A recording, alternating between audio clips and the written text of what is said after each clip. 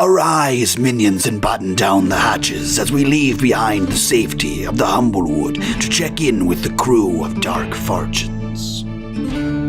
Hello, I'm Rory, aka Final Gambit, and I'll be playing Silence Furuiken, level 1 Mapok Warlock. Hi, I'm V Muse, and I'm playing Sionnach MacTyre, the level 1 Vulpin Fighter. Hi, I'm Mike, and I'm playing Mimir Elderbrand, level 1 Corbin Bard.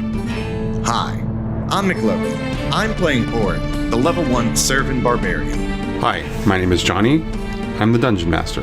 Welcome to the Dark Fortunes podcast.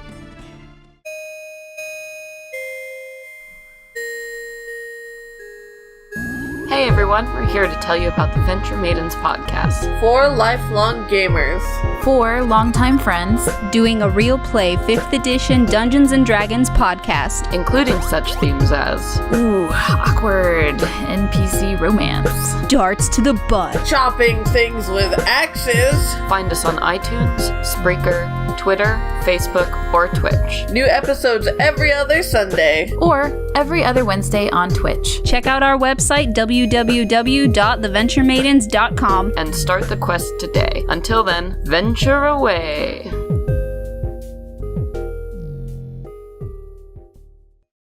Previously on Dark Fortunes. The tides of battle have shifted. The Dirk lies dead at the hand of Mac the Tearbringer. Silence has leapt into the arena in an attempt to avoid unnecessary bloodshed. But with the crowd and the guard chanting "New Challenger," he wonders if this wasn't a grave error on his part. Either way, this is quickly becoming the greatest show in Everdeen. Standing in front of you, Mim, is the servant. Not 5 feet from you, you got dragged by something out of the air, affecting your glide, shifting you into the open area that is the boxes that are still continuing to be sort of cleared out as the last of the folk that were occupying them are disappearing. The servant begins to kind of step through the last of the crowd and step into the boxes. There is literally a box in front of you that he has to cross. It's about 8 feet across. You're in the center box, the location where Sionnach had seen the Corvum and the servant and Tomlin. Do I know what he used to pull me down? You don't know where that came from or what happened. Okay. If you want to give me an Arcana roll of some kind. Yeah, why not? Yeah, because it wasn't a physical force. Like it wasn't a hand that grabbed me. It was just something that grabbed me. Because he's a little bit away from me, right? Or he was when I jumped. He was a little bit away from me. Yeah, he was definitely at least 20 feet away from you or more. And the Corvum and Tomlin were definitely much farther away from you. They were about 40 feet away from you. So it's not really obvious to you immediately what happened there, but you felt the tug to kind of pull you down. 19 plus 4, 23 on Arcana. All right. Short answer is you can't see the presence of whatever it is that grabbed at you, but you are aware that something magical, something sort of with the taste of magic is sort of lingering around you as it had grabbed you out of the sky and tried to drag you down. And you, based on the way that this was going on, you can't tell exactly which direction it came from, but it had to be close. This is the kind of magic that required eyesight. You had to be in direct eye contact. You had to be close, and it had to be somebody inside of the crowd. Okay, and I do know that the Corvum, he saw me, and he recognized who I was. He had to be closer than the Corvum. Interesting. Okay. And how far from Sionnach am I? You're probably a good 10 feet in front of her. Okay, cool. So cool. She's going to come up right at sort of the end of, essentially the two of them are going to meet in the same place that is actually you at, very quickly. Okay, I have no way to, I do have a way. I Shit, I'm out of spell slots. No! Oh, man, bad day. Okay, cool. I am going to fully continue to utilize my unseen servant. And you said the servant is like 5 feet away from me? He's more like 10 feet away from you. Okay. I am going to... I guess all I can really do is attempt the same thing. But this servant is an issue. So I grab my scarf that's tied around my waist and I begin to like work the knot with my hand. And I look towards the servant and I say, well, isn't this a turn of events here? I have a little bit of a present for you, much like the one you gave me. And I will throw the like sash towards him. And as it like kind of goes towards him, something catches it in the air. And I'm having my unseen servant be on like the other side of him. And I want to, between me and the servant, basically like double dutch this thing around his head. All right. Uh-huh. I don't know what kind of roll that's going to require. Me either. But it definitely requires some sort of a roll. Okay. Does the Peanut Gallery have any ideas? Sleight of hand? How about survival? I was thinking performance also might work with that too, but I like sleight of hand best. Okay, that's the worst of the options. Cool. Please roll badly. Please roll a 2. Please roll a 2. Please roll a 2. Please roll a 2. Sleight of hand, +1. I rolled a 3. +1 is a 4. So, like, I throw this thing, right? And the unseen servant catches it. But now we realize that both the unseen servant and me are the same height. And so when we're holding it, it's not anywhere near his head. And so there's really no way to tie it around his head. We could tie it around his waist, but that's ineffective. It's a scarf. And it's probably some kind of cashmere. He would just tear through that. So that didn't work. So as he's moving forward in this particular situation and he sees this action happen, he just sort of grabs at the scarf after it's been caught by your unseen servant and just kind of yanks it out of both of your hands. Yeah. And just kind of lets it drop to the ground. I don't even think Mim would be, like, he would be too shocked that this didn't work. And I think when the servant yanks it, it yanks Mim, like, a couple feet forward because he's holding on to the end of it. And he just tugs him straight forward until he drops it. And now, like, I'm that much closer to this servant.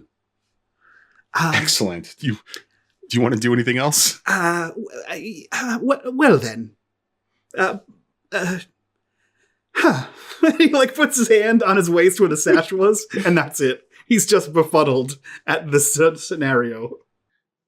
And without like breaking stride, it starts to raise its axe, in your general direction as we cut to the Gerbine who are still in this particular situation. All right. Their calls for the challenger, to the attack of the challenger clearly have not gone off. But they do realize that there is something that they can do to actually affect this particular situation differently. And the two of them jump into the arena themselves and begin to kind of scurry in your general direction as they make their way moving in for an attack after silence. At which point, just as they're jumping down and beginning to scurry their way, you begin to hear trumpet calls. All 4 of you off in the distance. I believe the other Gerbine has made his way to the particular people that he wanted to contact and called up the guard. At which point, we go to the top of the initiative order and see Auryn. So I see these Gerbine jump down and start going after the silence. Yeah, they immediately move in the direction heading directly towards Silence, who has fallen in a couple of steps behind you. How far away are they? They're about 30 feet away at this point. They jumped down and started to scurry and get themselves into position. They're both about 2 feet tall, brandishing glaives in their paws. You can see that they are wearing, what looks like, normal sort of like leather armor. and they are positioning themselves in a way to be able to take advantage of the open space to be able to attack Silence. How far away are they from each other? They're at least 10 feet away from each other. And they're 30 feet away from me. Yes. I want to do something, and this is how I want to explain it, is I see these things jump down and are approaching my hallucinative friend that just helped me kill Lenole. I want to charge at one of them, but put myself where I'm 5 feet away from the other one. So, like, they're 10 feet apart. You want to position yourself between the two of them, basically. Yeah. And so I'm going to charge at one of them. And this is a bonus action where I'm going to charge and use my antlers. And basically, I have to make a unarmed strength attack against the one. So let's do that first. Probably to the left one. Does a 18 hit? Just barely.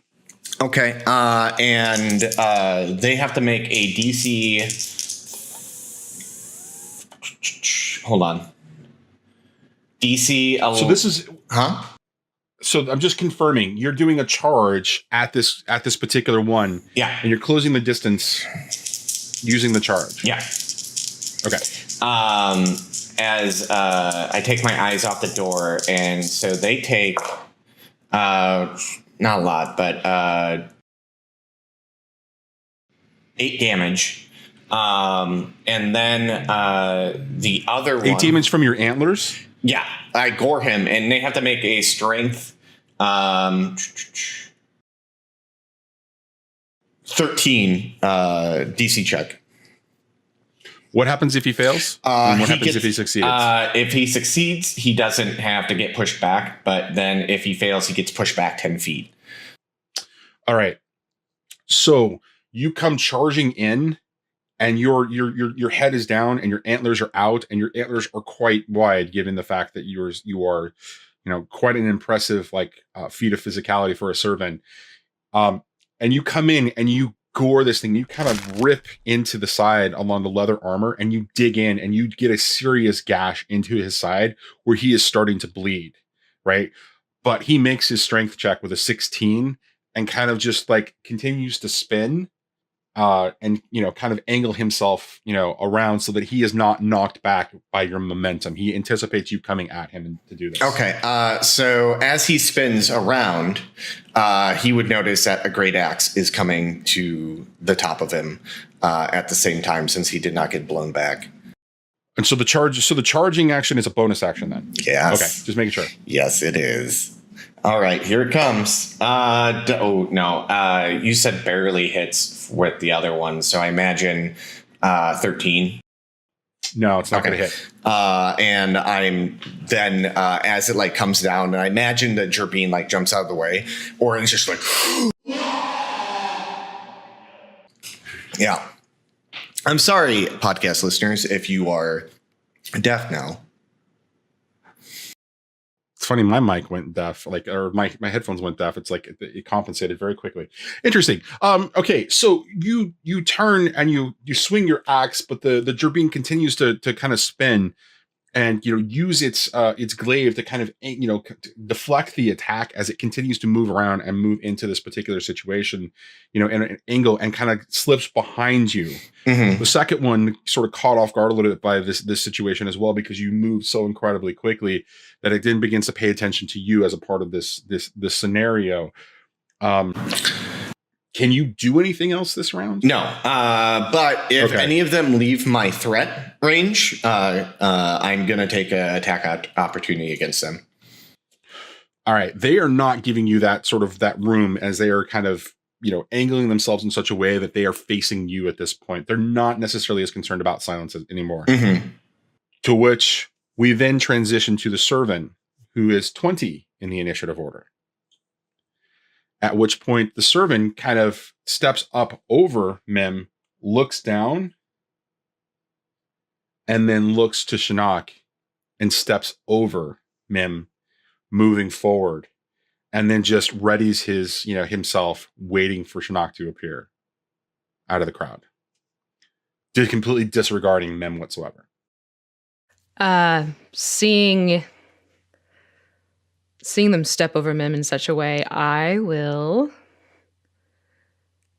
walk up to them. Yep, that's what I'm gonna do. We're gonna have a conversation. This sounds like fun. Right. Let me guess, another one. And it doesn't respond at all, and instead just sort of hunkers down and just smiles at you slightly. There's sort of a roll to the eyes and this huff. Tell you what, let's just make this easy. Why don't you prove your strength and your valor and your greatness and everything like that, love? Show what you can do in there. And I'll nod my head towards the arena. And I'm actually going to use a fun little Vulpin trait. And I'm going to charm person. With my bewitching guile. Okay. That sounds like fun. Oh, dear God. I don't like how you said that at all. What's the DC and what am I saving against? 12 intelligence. Or wisdom, sorry. Does a 19? Yes, it does. Fuck you. You know perfectly well. You're mathing. I'm not doing anything at all. I don't know what you're talking about. I just let the players do everything, and I sort of wave my hands. So he smiles at your attempt to beguile him, and he kind of tilts his head a little bit, and his antlers kind of shift to the side, and he winks at you, and he says, "Had that trick used against me before. Doesn't usually work. Come on." And he just waits for you. I'm tired. There's already someone lying in a pool of their own blood, quite frankly. I say just call it off. And I'm bored. So am I. That's the problem. This is getting old. He shrugs and he just waits. She folds her arms and leans back and just stares at him. Right, staring contest. Wonderful. So you lean back as you do, and he kind of looks back at Mim for a second, and using the hoof of his right foot, he just kind of kicks back a little bit, not really intending to do any damage, but just kind of aggravate the situation a little bit. I've been wanting to do that all day. Thank you very much. By the way, and she'll nod her head over to the guards. They're bringing friends. Do you really want to add more to the company? And he just smiles and says, "I'm not the one who's a criminal here." That's up for debate. The guards, they're my friends. Aww. And he grips even harder on his axe, and he says, "Am I such an intimidating figure that you can't even attempt to take me on?" The dirk was... No, not intimidating. I think you're compensating, I think is the right word in this situation, love. He shrugs and he says, "Come find out." No, you're not my type. So as this exchange is continuing, do you want to do anything else before your part in this ends for the moment? I'm holding action. Okay. So is he. Okay. It literally is a staring contest. It really is. It's completely just sort of a situation where the both of them are waiting for the next action. And so that leads us to cut down to the arena floor. Silence. Buddy. Pal. This servant, this hero, this champion of the people, this gladiator just turned on the Gerbine and sliced up one of them in the gut, forcing them to kind of take their focus off of you and onto him. He just moved incredibly quick, charging one of them. And he's facing off with both of them now. What are you doing? Can Silence check out the entrance / exit? Sure, if the door is closed. It does not appear to be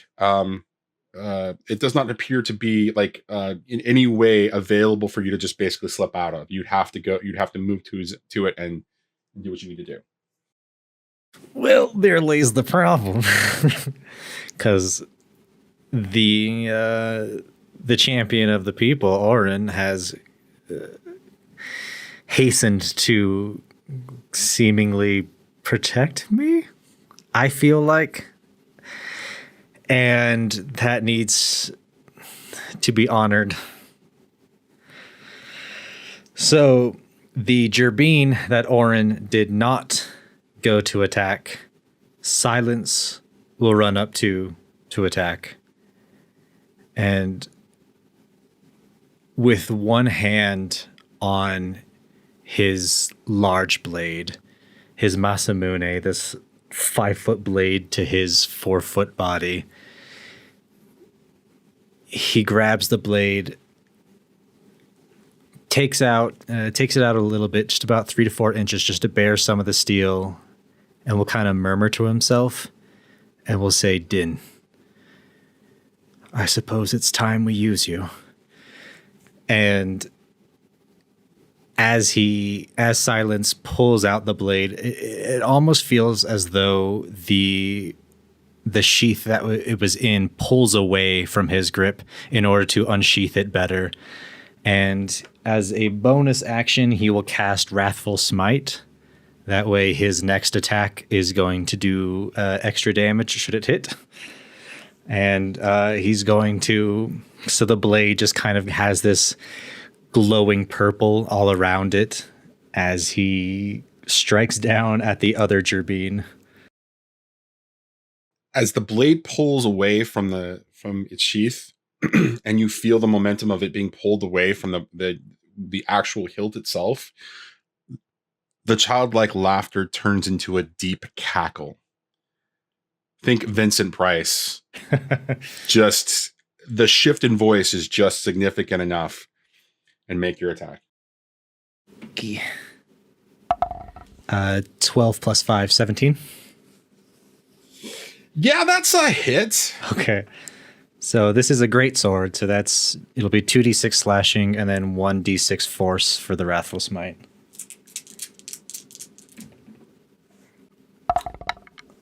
That is 13 slashing and 5 force. That Gerbine is also going to have to make a wisdom saving throw. Would you like me to make the saving throw first before I tell you what happens? Yeah, probably. That's okay, because he fails. What happens when he fails his saving throw? I would really love to tell you.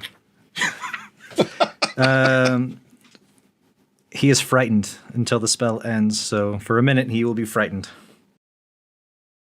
All right. Well, that's a really interesting, sort of thing to happen for him, because he doesn't see you until the last second, because he turned and started to face down the attacker that was, attacking his brother in arm. And because of that, the attack, as it happens, as you come up and you rush up and make the attack, your blade comes out and it swings. And as it swings down and comes through, that fright plays across his face for just a second. Because in the next second, his life ends as the blade passes completely through him. And he just sort of falls apart in two. Well, that's traumatizing. It's your blade, buddy. It's your character. Hey, my hands are on the hilt of this blade. Or my hands hold the blade, but I am not the one that wields it.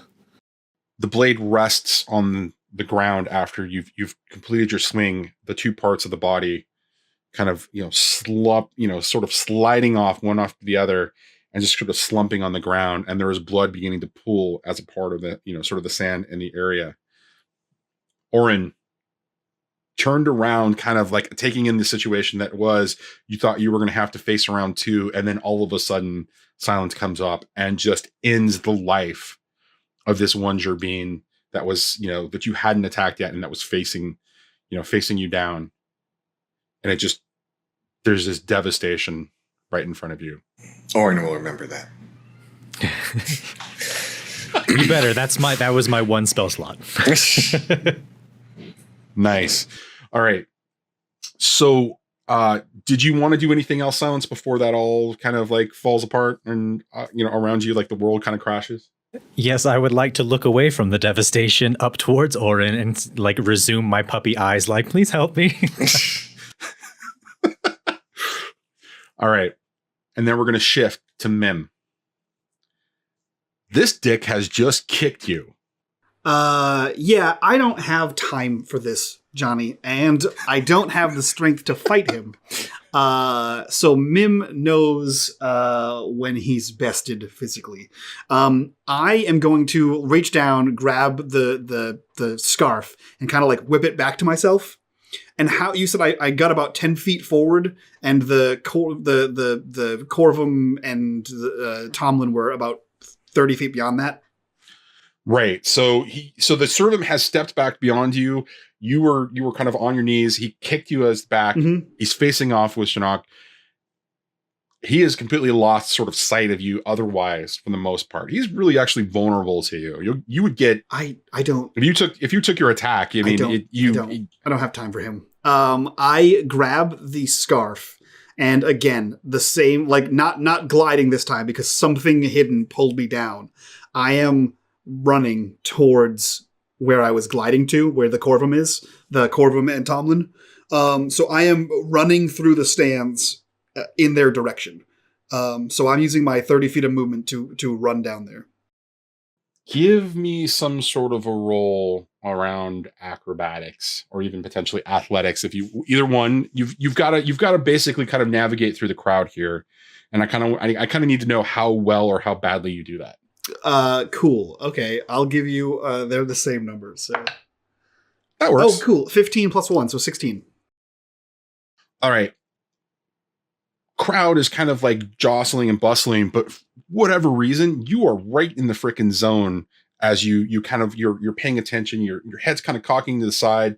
Your eyes are kind of focusing in on the movement as it goes, and you dart your way through the crowd and find yourself, essentially back on the stairway of the next section, and you're looking up and you see the Corvum, running his way up or pushing his way up, with a child who is clearly resisting, but he keeps just grabbing onto the scruff of the back of the neck and just kind of shifting him forward. Am I able to get to them? No, because you've made your way through the crowd at this particular point, and they're at least 30 feet in front of you. Okay, then I'm going to dash instead of just using my move action. So I'm going to dash and get the other 30 feet to them. Okay. And yeah, so I do that. So same kind of concept. I just continue the motion and get up to them. What does that look like? So as you're kind of coming up and sort of crawling, up to them, they're about to, or you're dashing up to them. They're about to reach the lip that's sort of the top of where the seating area is of the Colosseum. And at that point, you see the Corvum sort of look around at you. And for the first time, you get a serious sense that all is not what it seems. Cool. As we cut back. Oh no, wait, there's one. To the I got one more. Oh, you got one more thing? Okay. So glide's a reaction. So I run up to this Corvum. And you said they're at like the lip of like where the seating ends and the arena starts, right? Okay. Mm-hmm. So I run up to this Corvum and I'm still holding the scarf in my hand. And I throw it to the kid. And then I step off the edge into the arena and glide down. Hold on a second. No. So you're not, sorry, I'm sorry. You're not at the lip at the bottom. Oh, they're at the lip top. At the top. They're at the top. Shit. I mean, that's fine. I can still glide 60 feet. I'm just going to drag this kid through a crowd. Right. But isn't jump an action? I guess it's fall. Yeah. So I guess it would be. Yeah. So I'm still going to give this kid the scarf. Like he's holding on one end and I'm holding the other end. And that's right, well, you're going to throw it at him. You're going to throw it at his direction. And you see the Corvum is definitely just kind of taking this all in. as Tomlin realizes what's going on and starts to reach for it as we cut to the Gerbine.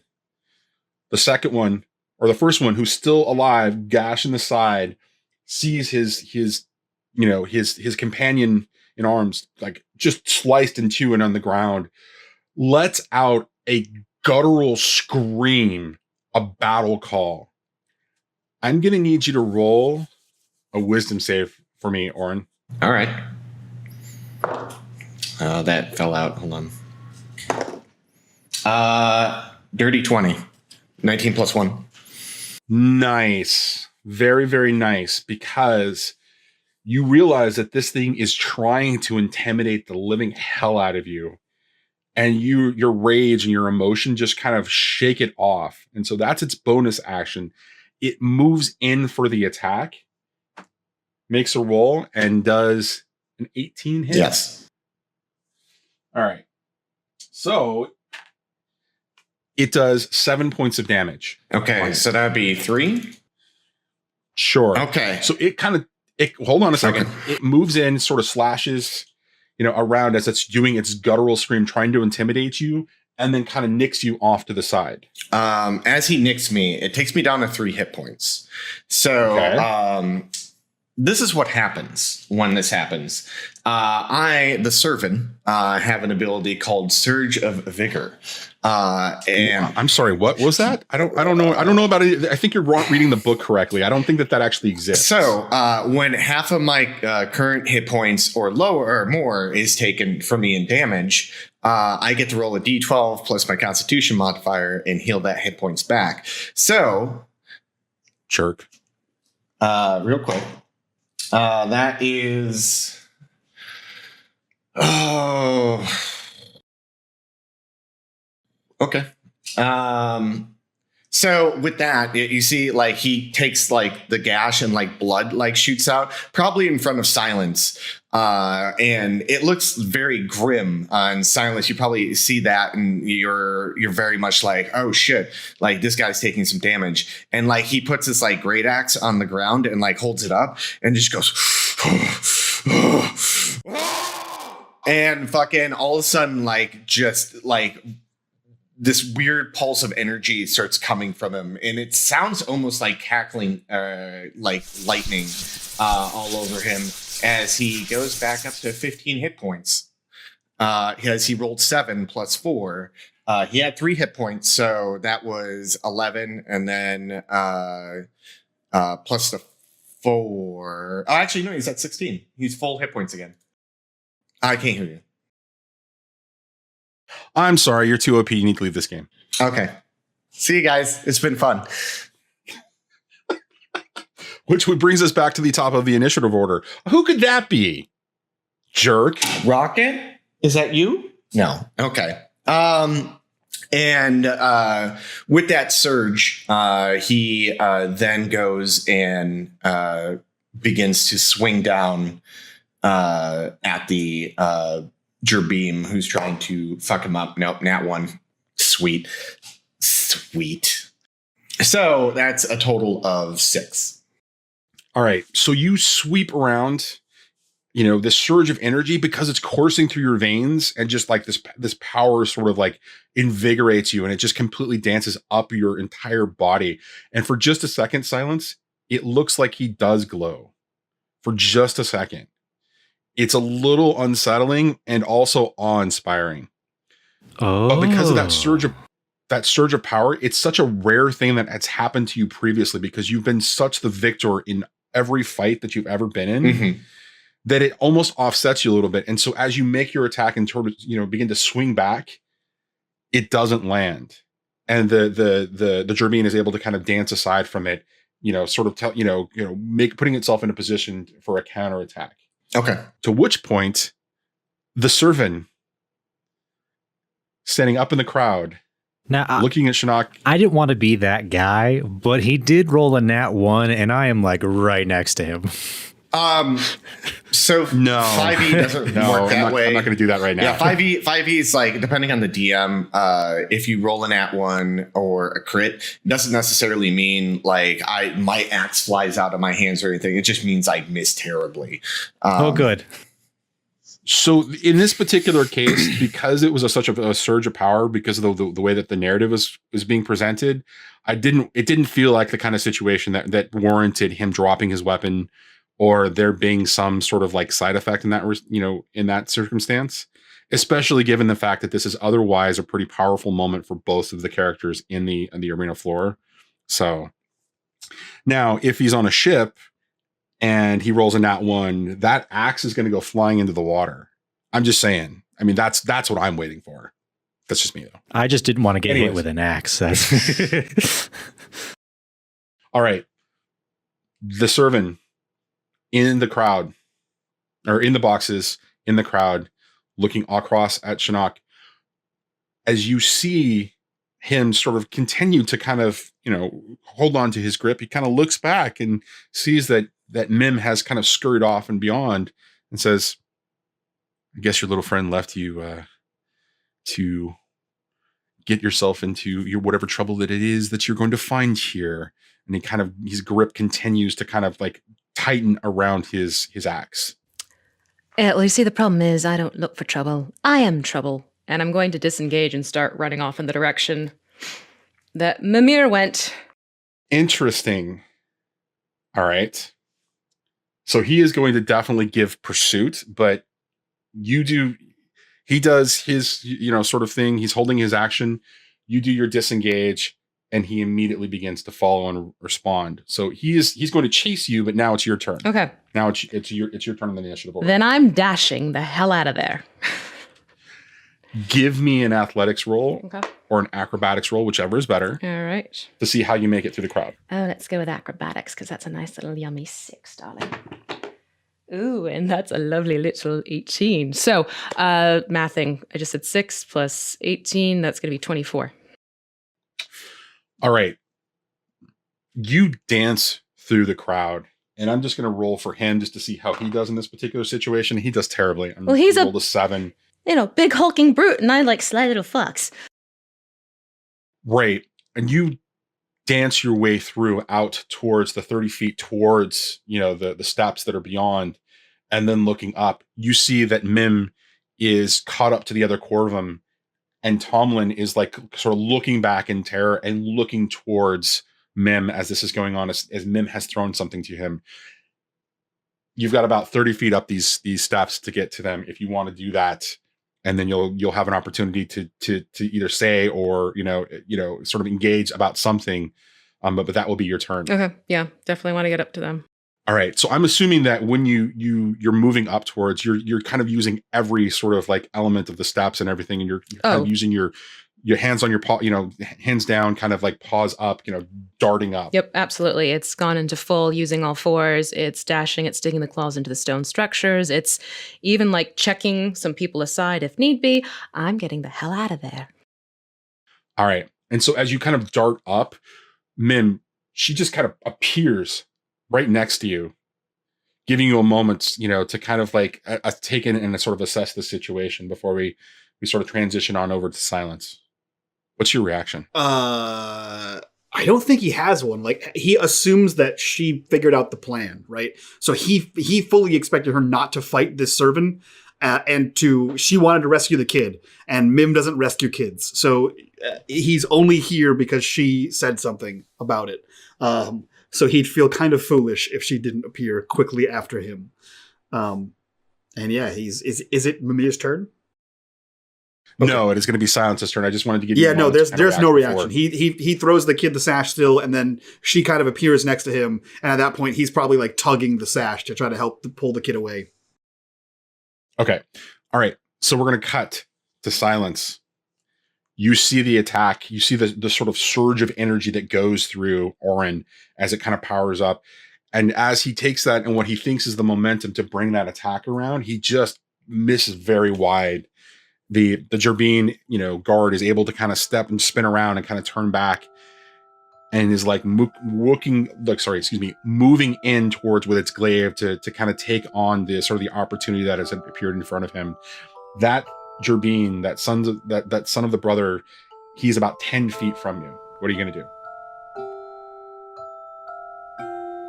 Hello, and if it pleases you, this is Silence Furuiken, and it is my honor to speak about Humblewood.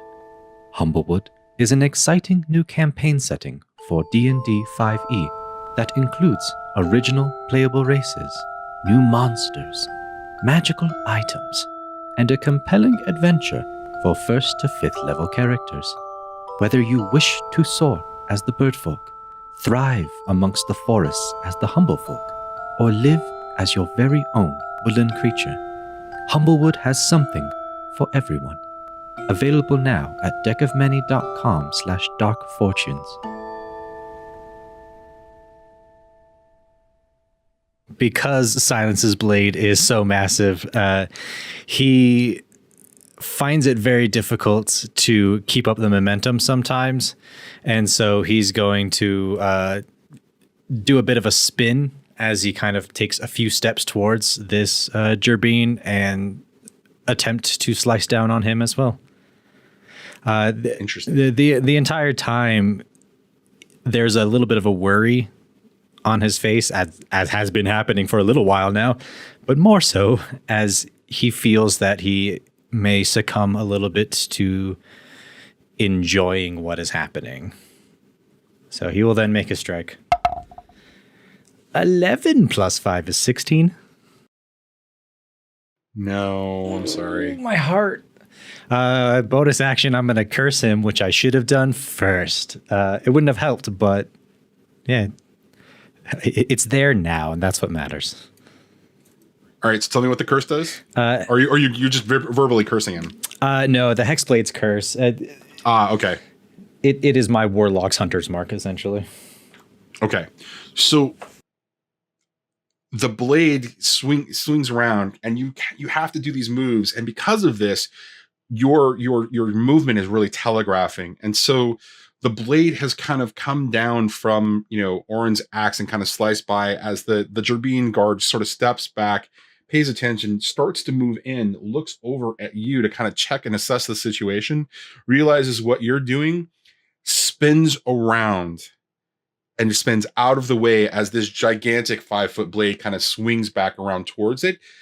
And it not only it barely misses the Gerbine, it kind of, swings away. And just for a second, it almost looks like it's going to nick Auryn, but it doesn't, as this sort of like dance of blades is continuing as this Gerbine kind of sort of steps back, giving Mim an opportunity now. Sorry, as we see this happen, then we cut to Mim sort of, being in the situation that he's in, dealing with the Corvum and Tomlin. What does the Corvum do now that we've just both kind of appeared next to him? He's not happy. When you appeared, it caught him off guard, and he was really angry, but he looked confident. The moment that Sionnach appeared, that changed things for him, as he kind of looks around and is kind of assessing the situation here. Okay, cool. And he's holding the kid? He's holding the kid by the back of the scruff, essentially on the back of the shirt that he is. Okay. Yeah, so I mean the kid has the one side of the scarf, and Mimir just kind of takes the other side of the scarf and like kind of tosses it around the kid almost like a lasso. And he looks to the Corvum, because the last thing he said was, I need to verify the authenticity of the thing you brought me before I give you the rest of your reward. So he lassos the kid with this thing, and he looks to the Corvum and says, I would be taking my reward now, if that's okay with you. And I'm going to yank and run back down towards the pit. I need a sleight of hand. A sleight of hand. Okay. Unless you want to argue for something else, wrapping the scarf around the kid, anime style, is going to definitely require a sleight of hand. Sure. Let's do that. Cool.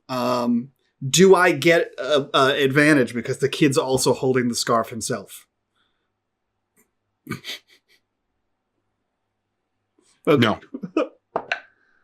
Oh, that's not bad. 13 plus 1 is 14. It wraps around, it wraps around and lashes out once, sort of like it sort of fluidly kind of comes and just grabs on. And you're pulling him away from the Corvum. Is that correct? Correct. And you're only using the scarf itself. You're not using your hand, your other hand to kind of like push the Corvin off of him or anything else. I'm kind of assuming based on the fact that he had a reaction to Sionnach appear that he's a little bit distracted. So I have one hand on the scarf. The kid has the other hand on the scarf. It's kind of wrapped around him. I'm hoping that that's enough to break the grip of like he's just holding the back of his shirt, right? So I'm hoping he's exactly enough to break that grip. Okay, absolutely. So you are able to do that. You are able to grab. And then Tomlin looks over for just a second at Sionnach, trying to figure out what to do in this particular situation. Realizes that you're with her, and just begins to move with you as you begin to move back towards down the stairway, and you are able to make 30 feet essentially with Tomlin. How far is it from where we are to the pit? It's another 70 feet. Okay, cool. That's it for me then. At which point we cut back to the arena floor where the Gerbine has now just successfully dodged 2 different attacks and looks towards first Silence, then Auryn, and moves in to make its attack again and attacks Auryn. And yeah, that the two misses. The rule of 2. So, seriously. All right. And so it kind of moves in. It's done its dancing around. It's had to do all of these sort of dodgy things. And because of that, it isn't able to actually get the attack that it wants to get off on Auryn himself. And so that brings us back to the top of the initiative order. The Gerbine has left himself vulnerable to Auryn, and is now his turn to devastate. I want to say I'm not at 16 hit points. I'm at 14. I did the math and didn't confuse myself. So I'm gonna come in and attack, and I don't think that's gonna hit. 13. No, it's not gonna hit. Okay. I'm trying to see. No, okay. I'm just gonna do that, and he's just like looking at it as he's like swinging at this little Gerbine who just keeps dancing out of his way. Okay. And so as that sort of attack kind of swings around and kind of misses, and the Gerbine kind of positions himself in such a way to be a little bit more defensive after, seeing that attack happen, we cut back towards the stairway. Mim, you are 30 feet down that stairway, making your way towards the arena floor. Yeah. Tomlin at your side, grabbed on, you're holding on. And just as you're kind of like stepping, and getting, just a certain, like you're getting a good distance away from the top of the stairway, the servant steps into your path. And he says, well, isn't this a surprise? And makes his attack. Where the fuck did he come from? Jesus Christ. He stepped out after he was chasing after Sionnach. Okay. I don't like it. Hit with a 17? Yeah. Very much so. All right. How about 9 points of damage? I die. Really? Yeah, I have 9 points of... I'm a bard. I am a bard. All right. What did you... It's like wizard me. All right. So the blade comes down, slices you just across the chest as you miss sort of the reaction of this, and it just drops you, right? To which point a scream goes out from Tomlin as he yells no, and it's just loud and echoes, and as it just kind of reverberates out across the crowd who is still focused on what's going on in the arena. It's now Tomlin Saver's turn. Sionnach, what do you do? You're at the top of the stairs.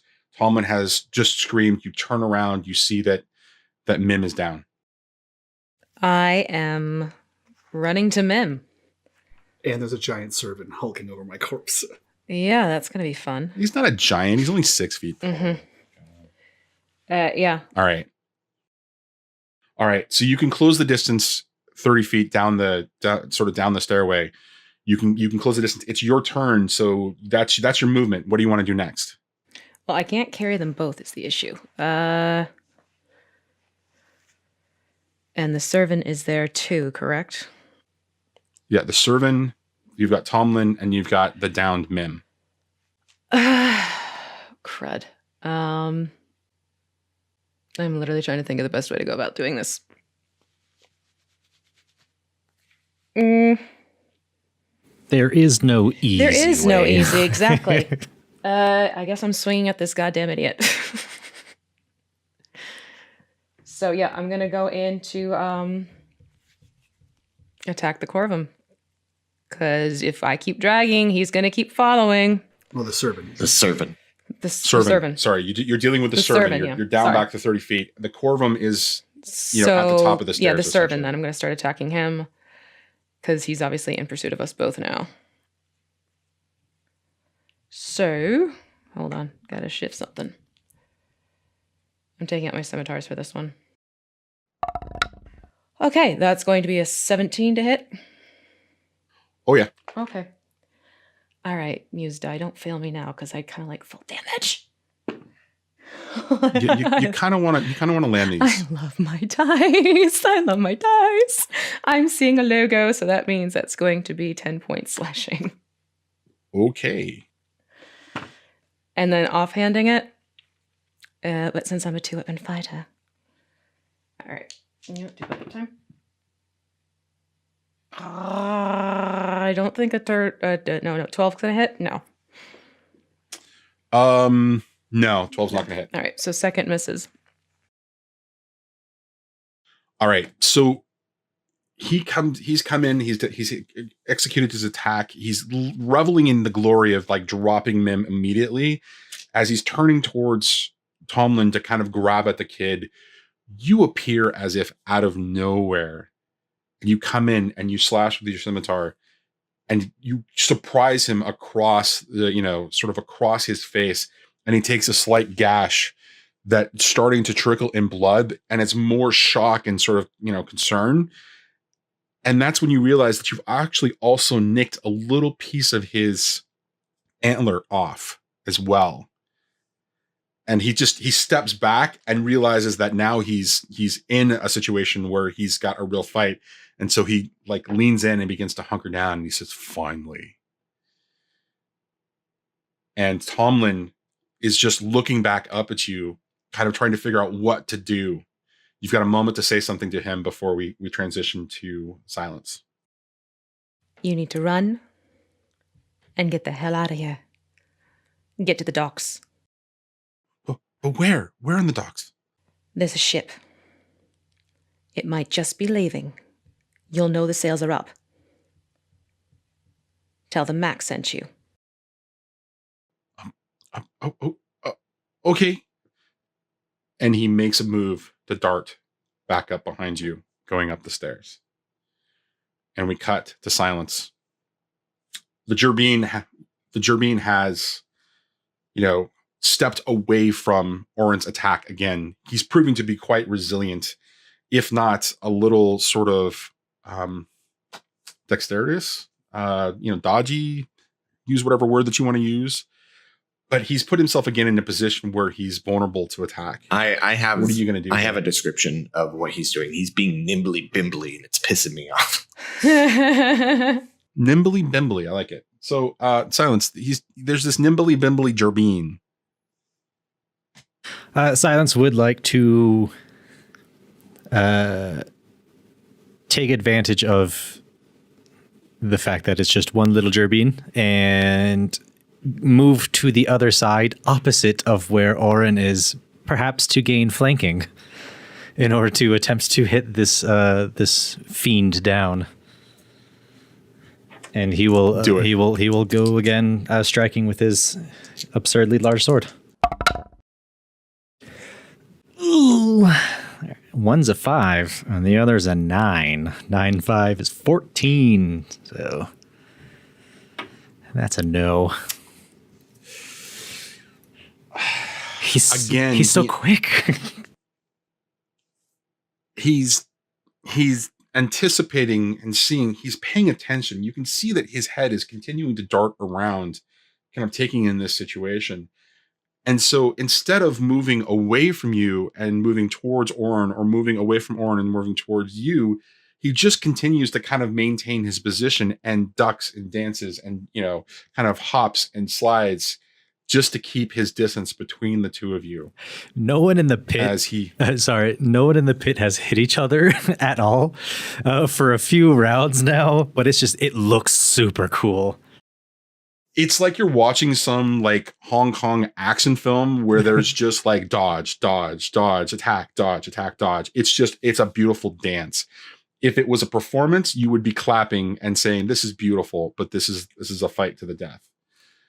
And so you move yourself into position, kind of stepping around again, watching him do this dance thing as we cut to Mem, who's down. Now, I have an idea. This is actually something I saw Dan Dillon post last year that I think would be a really great house. Sure. What a name drop there. Yeah, well, you know what? Dan's names, yeah, exactly. But in this particular case, I really respect the idea that he calls The Last Stand.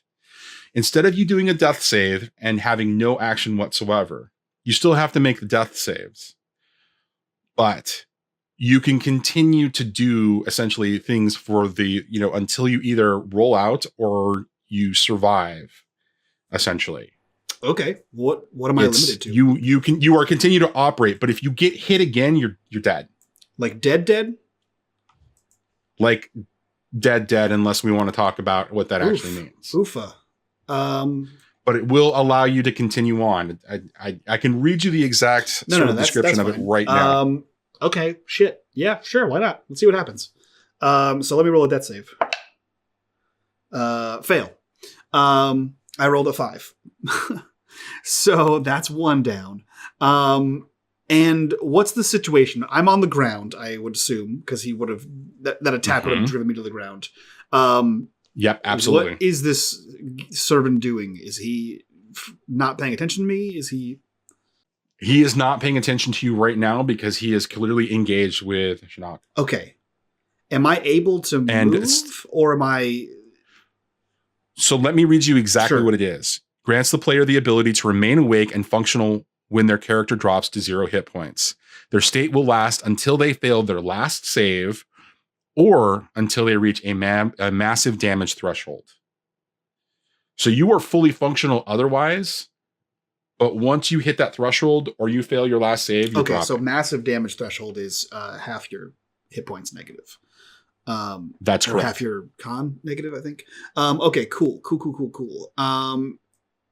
In that case,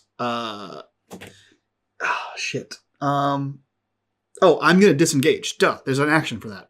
I'm going to disengage. He's right up on my shit. I don't have time for this. So I'm going to disengage as an action and get the hell out of there. Did Tomlin leave? Tomlin headed back up towards the Corvin. That's the dumbest plan ever. It's a bad guy right there. He was told to make his way to the Okay, docks. that's fair. He has not reached the top yet, but that's the direction that he went. Oh man, I don't have anything that I can do for him right now, and I'm going to die. Cool. The last I saw the pit, it seemed like it was in fine condition, and nobody was fighting anybody, and nobody was in danger of dying down there. There was a lot of escaping happening. Are you sure? Yeah, because I haven't looked in the pit for a few rounds. Fair enough. I don't think I can fight this. And I kind of disengage, and like what I do is I just like grab onto something and I slide my way away from like underneath the servant's legs, and I kind of pop back up and make my way down towards the lip again. And as I kind of pop back up, I look to Sionnach and say, "It's not time for this. We have to go." And I'm making my way towards the pit. And as he says that to you, you're able to get an assessment of him for just a second, and you realize that he is in bad shape. If he does not get immediate attention, he is going to be mortally wounded. Like he is working on pure adrenaline alone at this particular point. And that's it for me. To which we get to the Gerbine. The Gerbine, again, continues to dance away from Silence enough to attack Auryn.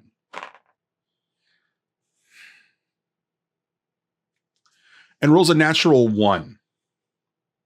And in this particular situation, where the dance has been going on for long enough, it feels dramatic enough that as he does, he's continuing to dance away. His blade drops for just a second and catches on a rock, sort of in the ground. And as he's continuing to move, he kind of drops his blade because it gets caught, and so he's not able to have a fluid motion. And so he dances away from his blade, and it's now sort of lying in between Auryn and Silence, and he is sort of off to the side a little bit. And immediately he starts to panic as he kind of looks in both directions as he's trying to figure out how to recover his blade. Does he run away? No. Okay. All right. Auryn, it's the top of the initiative round. How far away is the sword? Or the halberd? It's not a halberd, it's a glaive. And it is like 5 feet in front of you. I put my foot on it and stand on it and swing at this Gerbine. Oh, great. Please. Oh, there we go. Big pop of money. That'll be a 21. Nice. And he will take 12 points of damage. Slashing. All right. Describe to me what it's like as you finally end this Gerbine's life. It smushes him. Like it as like you just see like he goes, the Gerbine runs up and he's gonna go reach for the sword, and he just sees the hoof of Auryn go down onto the blade of the sword, and he stops, and then he realizes what's going on as Auryn has like brought up the axe and is like enraged in his eyes and bringing it down on like basically stomping him with the top of the great axe and like slashing it down, and he basically just like splats as he does that. And Auryn then begins looking around. He probably heard the child scream, I imagine.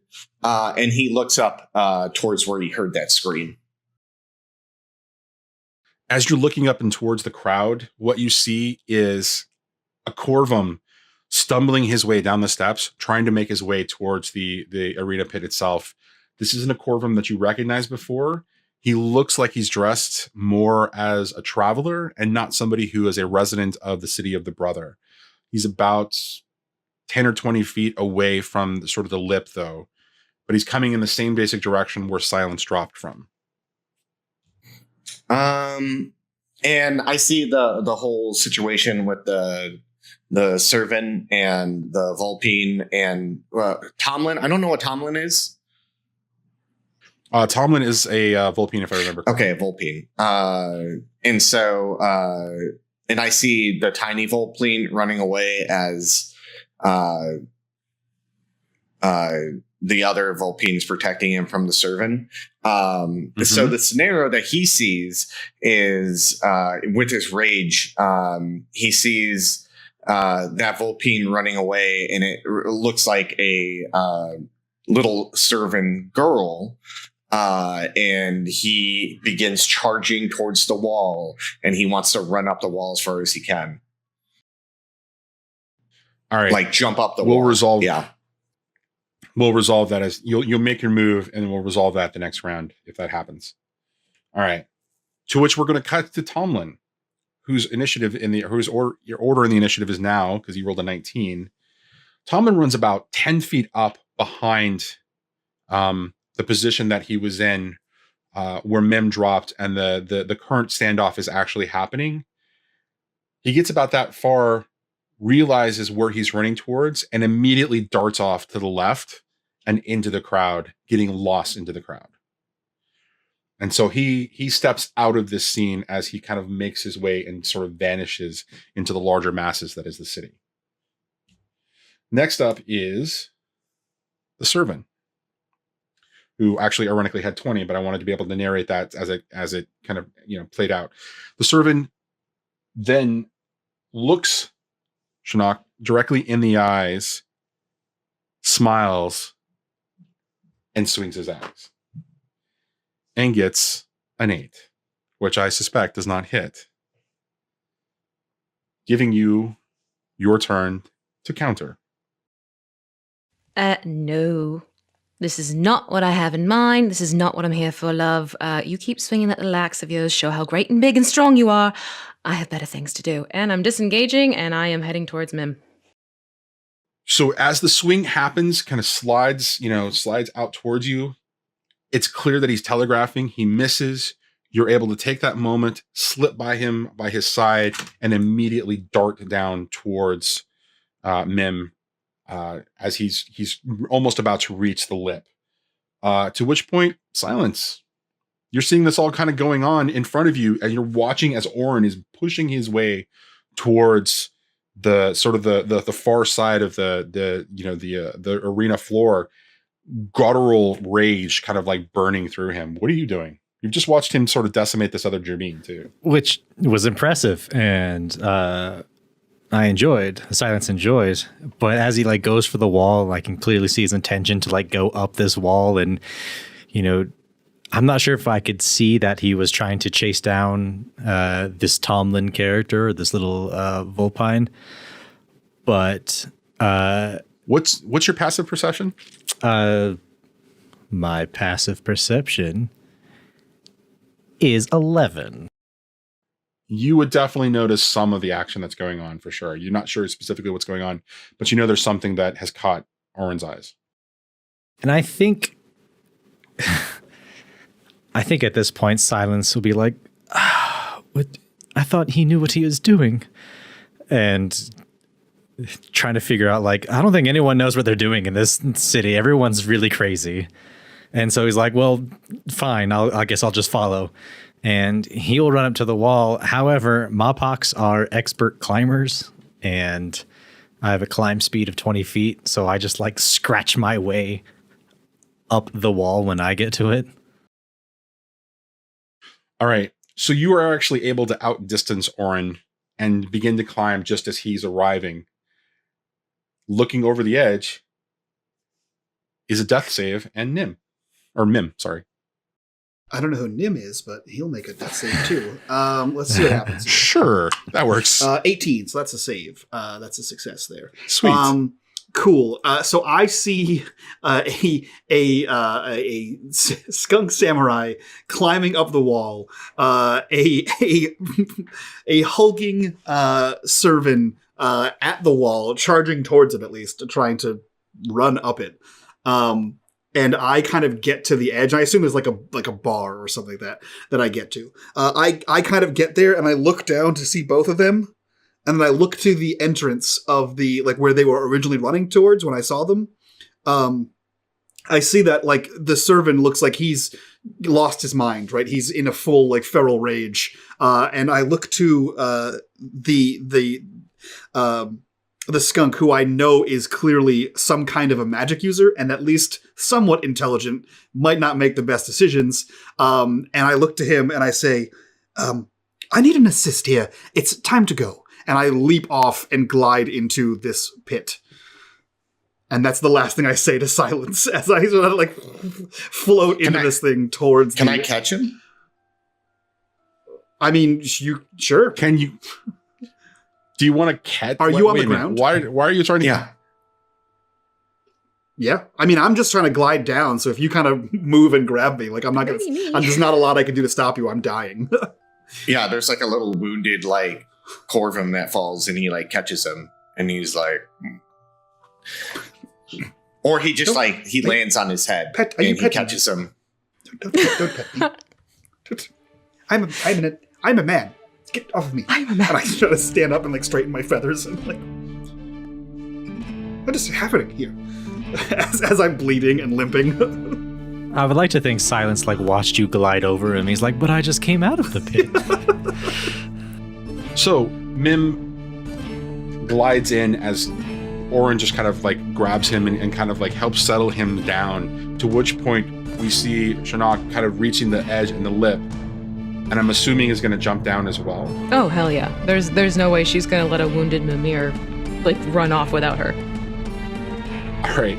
So just as you're kind of reaching the top, Silence, this Vulpine just jumps right over your head and just kind of superhero lands on one knee in the sand and just does this sort of glorious move. And you're kind of left looking down. As you reach the top, you look over the lip and you realize that there are more Turbine at the top of the stairway headed in your direction. Is it Silence's turn? We are just about out of initiative order, so you get to react here. Silence will just kind of give one of those, and he'll just kind of lightly just jump backwards, just hop backwards down the pit. I'm done. Sure, we're going back into the pit. We're going back into the pit. That's fine. All right, so you land back down, and as you land back down, you kind of you kind of pick yourself up, dust yourself off, and turn, and you see that Auryn is trying to right Mem in such a way, and Sionnach is just kind of taking in the situation as well, as the four of you assess and sort of take each other in and take a moment and realize the situation is absolutely fine. And that's where we're going to end it. Dark Fortunes is an unMadeGaming production and a proud member of the Don't Split the Podcast network. If you would like to learn more about the world of Dark Fortunes and get some behind-the-scenes looks, please join us on Patreon at patreon.com/unMadeGaming. If you've enjoyed this podcast, please take a minute to give us a 5-star rating and review on iTunes. Thank you for joining us on this high seas adventure, and we'll see you next time on Dark Fortunes.